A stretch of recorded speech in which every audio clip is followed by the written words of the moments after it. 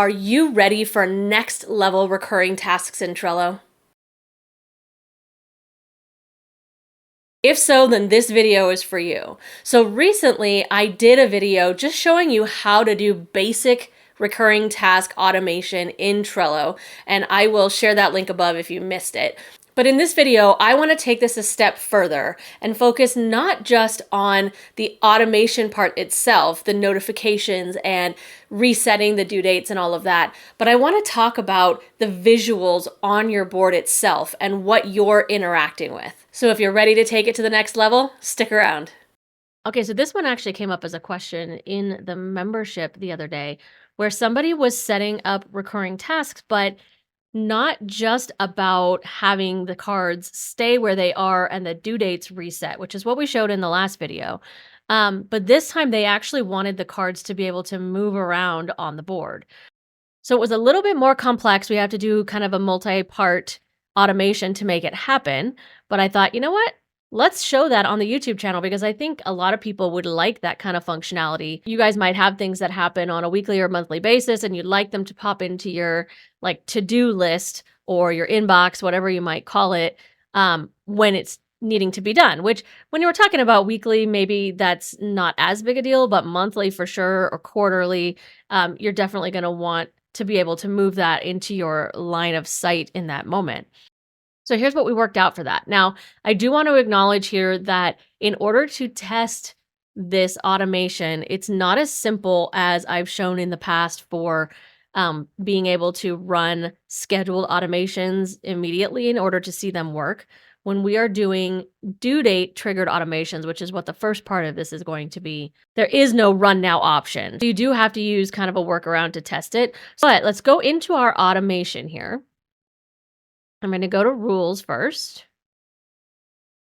We're going to use a due date automation. So this is going to be the one that brings the card over into your today view or right in your line of sight. And then we'll do a second automation, which is going to send that card back to the list where it belongs and reset its due date so that it will recur when the time comes. So to start with this one, we're going to say, let's say, for example, 2 days before. So we want to give ourselves a little warning that this task is coming due. So we're going to hit add trigger. And we're actually going to go with, 2 days before the card is due, we're going to keep that really simple, but we are going to add in a time. Let's just say 11:44 a.m. And then we're going to tell it to take that card and move it to the top of the list. And we're going to go ahead and use our doing list for this purpose. Okay.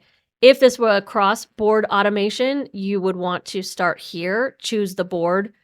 And this is a little more advanced, but choose your board and then the new list of lists would pop up here. But because we're doing this all within one board, and if that got confusing, there's another video you could check out. I'll link the card up above as far as the cross-board automation. But we're going to say move the card to the top of the list doing and hit our blue plus sign.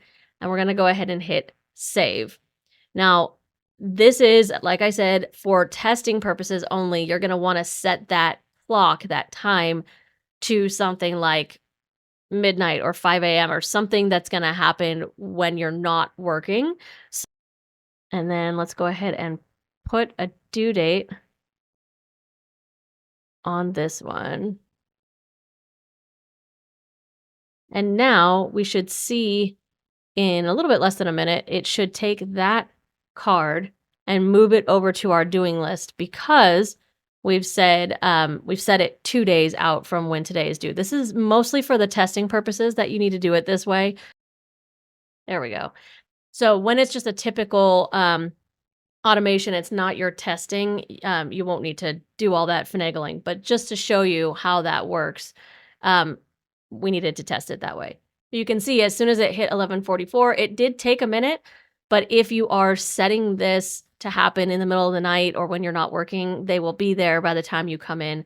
It does take a second for it to process through, especially if you have a number of cards. So if your weekly tasks and your monthly tasks were full lists, it would take even longer to process them over. So that's why I suggest you do that in your off hours. So what we want to set now is a rule that when we complete this card, meaning we mark it complete on the due date, we want this card to move back where it belongs. So in this case, the weekly list, and we want it to become a recurring task. So let me show you how we would do that. So we're going to go ahead back into our automation.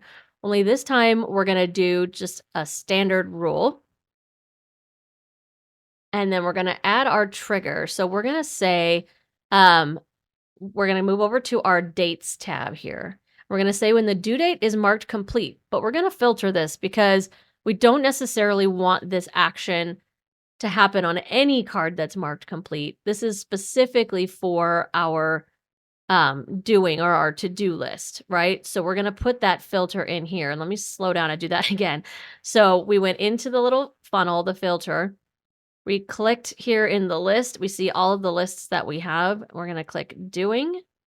Then we're going to hit the little plus sign. So that's the first filter, but you may have noticed we had a weekly label on this card. And that's because this is how we're going to tell it which other list it's supposed to go back to. Otherwise, how is it supposed to know if it should go back to the weekly list or the monthly list?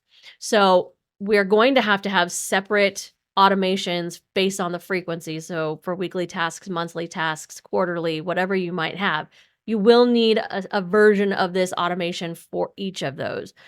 But here we're going to say when it's marked complete in that list, and we're going to add another filter and say that it has that pink weekly label. We'll hit the little plus sign again.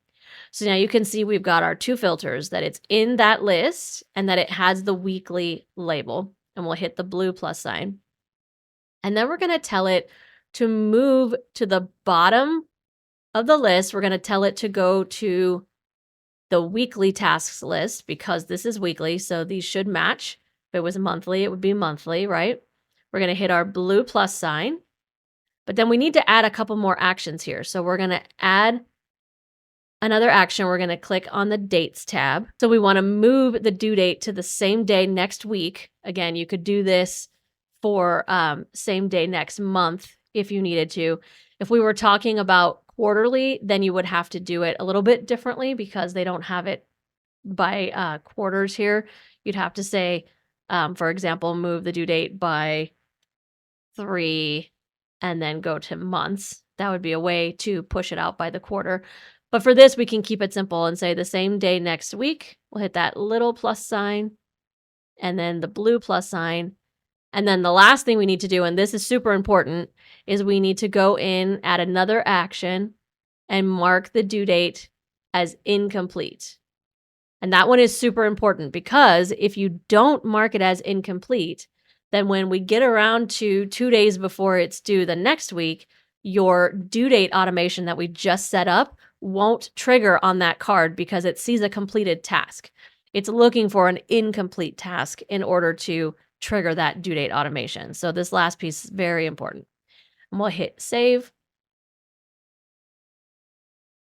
And then I'm going to close this down and I will show you what that looks like. So I'm going to come here and I'm going to mark this complete. And what we should see, what we're expecting to see, is that this card is going to move back over here.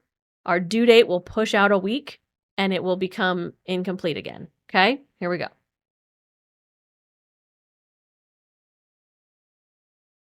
Check it out.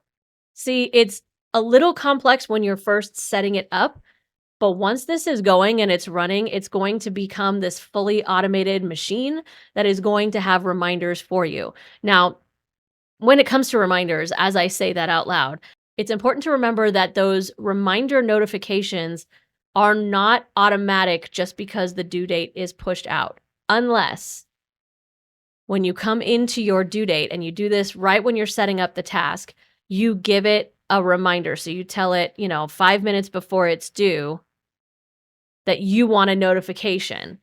If you have that set, then when this pushes the date out, that notification reminder step will still be there. So you will then get your notifications each week as it goes through. But that's not something you build into the automation. That's something you have to build into the due date settings right here on the cards themselves. The online tools for your business do not need to be complicated or overwhelming. It's time to let it be easy.